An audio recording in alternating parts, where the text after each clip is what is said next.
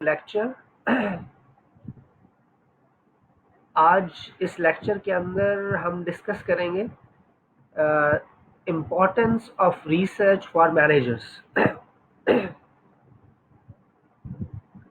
عام طور پر انڈسٹری میں یا اسٹوڈنٹس میں یہ بات تصور کی جاتی ہے کہ جو ریسرچ کے سبجیکٹس ہوتے ہیں یا جو ریسرچ کا کورس ہوتا ہے یا جو ریسرچ ہوتی ہے اس کا مینیجرز کے لیے جو ہے وہ اس کی کوئی بہت زیادہ اہمیت نہیں ہوتی. لیکن آج ہم ڈسکس کریں گے کہ مینیجرز کس طرح ریسرچ سے بینیفٹ لے سکتے ہیں. اگر مینیجرز کے پاس ریسرچ سکلز ہوں گی تو کس طرح وہ اپنے کریئر کو بوسٹ کر سکتے ہیں اور کس طرح وہ اپنی آرگنائزیشن کے جو پرابلمز ہوتے ہیں ان کو سالو کر سکتے ہیں. تو آج ہم اس ٹاپک کے اوپر بات کریں گے کہ جو مینیجرز ہیں ان کے لیے جو ریسرچ سکلز ہیں وہ کتنی امپورٹنٹ ہیں. میرے نزدیک ایک اچھے مینیجر کے لیے ضروری ہے کہ اس کے پاس ریسرچ سکلز ہونی چاہیے، کیونکہ اگر کسی مینیجر کے پاس ریسرچ سکلز نہیں ہوں گی تو اس کا مطلب یہ ہوگا کہ وہ مینیجر کسی نئی انٹرنیشنل ڈیولپمنٹ کو، انٹرنیشنل ریسرچ کو، کسی ٹیکنیکل انٹرنیشنل یا لوکل ریسرچ کو پراپرلی ریڈ آؤٹ نہیں کر سکے گا یا پراپرلی اسے انڈرسٹینڈ نہیں کر سکے گا. تو سب سے پہلا جو ایشو ہے کہ اگر وہ آرگنائزیشن کے اندر انوویشن اینڈ کریٹو آئیڈیاز کو لے کر آنا چاہ رہا ہے تو اس کے لیے ضروری یہ ہے کہ جو لیٹسٹ اپڈیٹس ہو رہی ہیں ورلڈ کے اندر، دنیا کے اندر، جو ریسرچرز، جو کمپنیز اس کے اوپر ورکنگ کر رہی ہیں ان کو ریڈ کیا جائے، ان کو اسٹڈی کیا جائے، انہیں انڈرسٹینڈ کیا جائے. ان کو انڈرسٹینڈ کرنے کے لیے سب سے پہلے تو ریسرچ کی سکلز کا ہونا ضروری ہے. اگر ریسرچ کی سکلز کسی مینیجر میں نہیں ہوں گی تو ان کو پراپر انڈرسٹینڈ نہیں کر سکے گا اور اس کی جو میننگز ہوں گی وہ غلط لے گا. اس لیے اس کو جب وہ انڈرسٹینڈ نہیں کر سکے گا، اس کو پڑھ نہیں سکے گا تو آرگنائزیشن کے اندر کریٹیوٹی اور انوویشن نہیں لے کر آ سکے گا. تو آرگنائزیشن کے اندر کریٹیوٹی اور انوویشن کے لیے ضروری ہے نیو نالج. اب نیو نالج سیکھنے کے لیے بھی ضروری ہے کہ آپ کو اس نالج کو ریڈ آؤٹ کرنا آنا چاہیے، اسے انڈرسٹینڈ کرنا آنا چاہیے. تو دنیا کے اندر جو زیادہ تر اس وقت ریسرچ آ رہی ہے وہ ٹیکنیکل ریسرچ ہے. اس کے اندر جو ہے نئے نئے ٹولز استعمال کیے جا رہے ہیں اور تب جو ہے وہ ریسرچ ہو رہی ہے.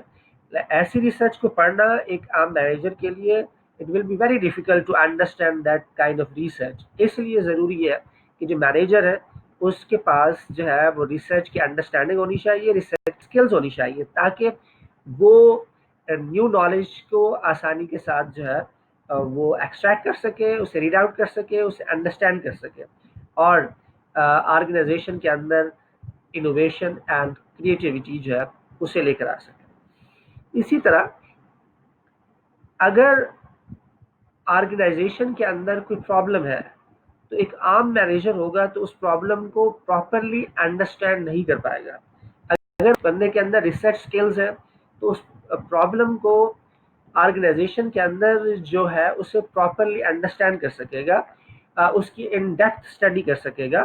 فار ایگزامپل آرگنائزیشن کے اندر ٹرن اوور کا مسئلہ ہے، تب اس ٹرن اوور کے پرابلم کو سالو کرنے کے لیے سب سے پہلے تو آپ کو وہ تمام ایریاز کو آئیڈینٹیفائی کرنا چاہیے جن کی وجہ سے وہ ٹرن اوور آرگنائزیشن کے اندر ہو رہا ہے. اس کے لیے ایک پراپر سکلز چاہیے. اب وہ سکلز اگر آپ کے پاس نہیں ہوگی تو آپ پراپرلی اس پرابلم کو آئیڈینٹیفائی نہیں کر سکیں گے، اس پرابلم کو انڈرسٹینڈ نہیں کر سکیں گے اور پھر اس کا جو آپ سلوشن کی طرف جائیں گے وہ آپ پراپر سلوشن نہیں ہوگا. تو پرابلم کو انڈرسٹینڈ کرنے کے لیے آپ کے پاس اگر ریسرچ سکلز ہیں تو آپ اس کی ڈیپتھ اسٹڈی کریں گے اور اس کو جو ہے اس پرابلم کو جڑ سے पकड़ कर उसे सॉल्व करने की कोशिश करेंगे। तो अगर ऐसा नहीं है तो फिर it will be difficult for you. दूसरा इंपॉर्टेंट पॉइंट जो इसके अंदर है that is the future production. एक मैनेजर के लिए प्लानिंग करना या कंपनी को फ्यूचर डायरेक्शन देना जो है वो बहुत ही ज़रूरी है। तो जो रिसर्च होती है, रिसर्च का जो बेसिक ऑब्जेक्टिव है that is the production of future.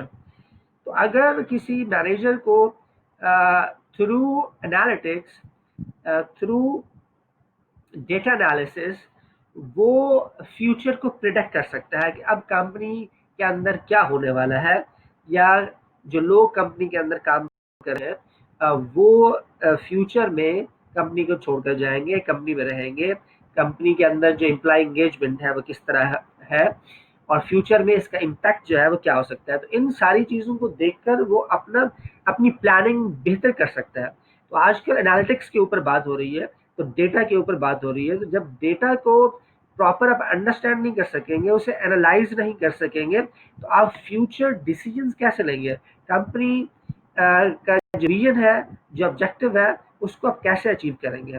तो अगर आप फ्यूचर को प्रिडिक्ट करना चाहते हैं तो उसके लिए ज़रूरी है कि आपके पास रिसर्च स्किल्स होनी चाहिए ताकि आप फ्यूचर प्रिडिक्ट कर सकें। तो रिसर्च जो है that is the probability to predict a problem and give the solution.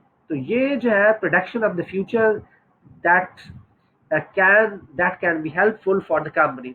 इसलिए रिसर्च जो है स्किल्स मैनेजर्स के लिए ज़रूरी है ताकि वो फ्यूचर को प्रोडक्ट कर सके। इसी तरह बिजनेसेस में बहुत सारे प्रॉब्लम्स होते हैं, बहुत सारे इश्यूज होते हैं जो कि मैनेजर्स जो है फेस कर रहे होते हैं। अगर मैनेजर्स के पास रिसर्च स्किल्स हैं तो वो आसानी से उन इश्यूज को कंट्रोल कर सकता है, क्योंकि जैसा कि हमने शुरू में किया कि जब प्रॉब्लम को डेप्थ स्टडी करेगा, प्रॉब्लम को डिटेल में एनालाइज करेगा, तो उस इश्यू को, उस प्रॉब्लम को कंट्रोल करना, सॉल्व करना बहुत ही आसान होगा।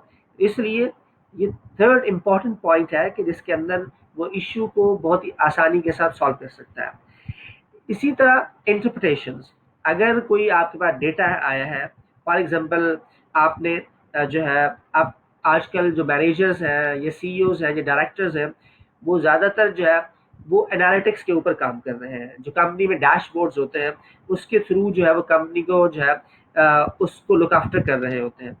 तो अगर जो डेटा होता है उसको वो प्रॉपरली हाइपोथेसाइज नहीं कर सकेंगे, रिलेशनशिप डेवलप नहीं कर सकेंगे, और फिर उनको को प्रॉपर जो है इंटरप्रेट नहीं कर सकेंगे उस रिलेशनशिप को या उस हाइपोथेसिस को, तो वो जो है प्रॉपर डिसीजन मेकिंग नहीं ले सकेंगे, प्रॉपर जो है फ्यूचर प्रोडक्ट नहीं कर सकेंगे। तो डेटा से बहुत ज़्यादा फायदा अब तब ही ले सकते हैं जब आपको जो है उसे प्रॉपर इंटरप्रेट करना आना चाहिए, उसका रिलेशनशिप देखना आना चाहिए, उसे एनालाइज करना आना चाहिए, तब जाकर आप इस काम कर सकते हैं।